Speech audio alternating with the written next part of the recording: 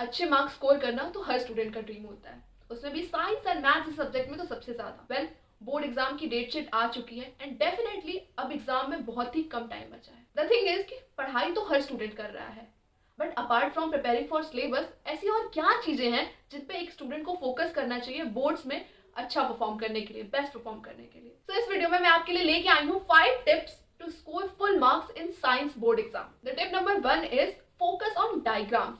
Science के exam में diagrams की बहुत वैल्यू होती है।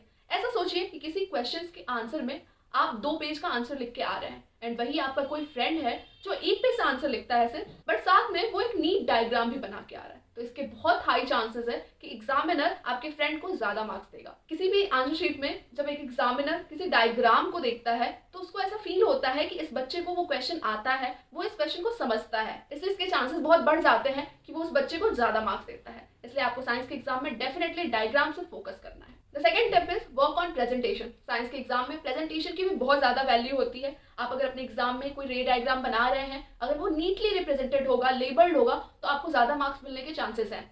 आपको प्रेजेंटेशन में कुछ चीज़ों का खास ध्यान रखना है। फॉर एग्जाम्पल, जब आप कोई भी आंसर लिखते हैं तो उसमें इंपॉर्टेंट वर्ड्स को आपको पेंसिल से अंडरलाइन कर देना है। इसके अलावा आपको दोनों साइड से मार्जिन लेके बीच में आंसर्स लिखने हैं। आपको क्वेश्चन नंबर प्रॉपरली मेंशन करना है एंड अगर आपसे एग्जाम में कोई भी गलती हो जाती है, कोई भी चीज़ आप गलत लिखते हैं आंसर शीट में, तो उसे आपको एक सिंपल हॉरिजॉन्टल लाइन से कट कर देना है। आपको अपनी कॉपी को, अपने आंसर शीट को बहुत मेसी नहीं बनाना है। अगर आप इन छोटे छोटे प्रेजेंटेशन के पॉइंट्स का ध्यान रखते हैं तो डेफिनेटली आपकी आंसर शीट स्टैंड आउट होगी एंड एग्जामिनर आपको मार्क्स देने के लिए कंपेल हो जाएगा। Tip number 3 is keep an I on clock.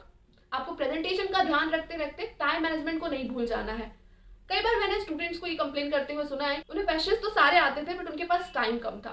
Well, आपको ये ध्यान रखना है कि टाइम हर स्टूडेंट के पास उतना ही होता है, इसलिए आपको जिस चीज़ पे फोकस करना है वो है टाइम मैनेजमेंट। एंड इसके लिए मैंने आपको प्रीवियस वीडियोस में भी बताया है कि आपको अपने प्रिपरेशन के दौरान जब आप सैम्पल पेपर सॉल्व करते हैं उसी टाइम एक स्ट्रेटजी प्रिपेयर करनी है कि आप पर क्वेश्चन कितना टाइम देने वाले हैं, 3 मार्क्स के क्वेश्चन को कितना टाइम देने वाले हैं, 5 मार्क्स के क्वेश्चन को कितना टाइम देने वाले हैं।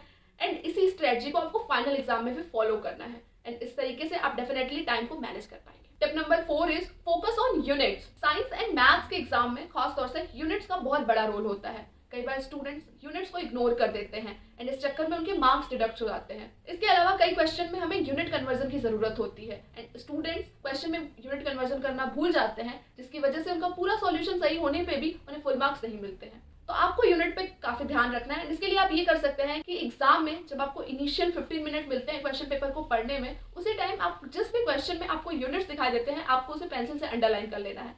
ऐसा करने से जब आपको क्वेश्चन सॉल्व करेंगे तो आप उस टाइम पे यूनिट्स को नहीं भूलेंगे। Tip number 5 is right the answer in simple language. Students exam में ये गलती कई बार करते हैं कि वो आंसर्स को घुमा फिरा के लिखते हैं। ऐसा इसलिए होता है कई बार कि हम क्वेश्चन को सही तरीके से समझ नहीं पाते हैं, या इसलिए भी होता है कि हम क्वेश्चन को मिसजज कर देते हैं।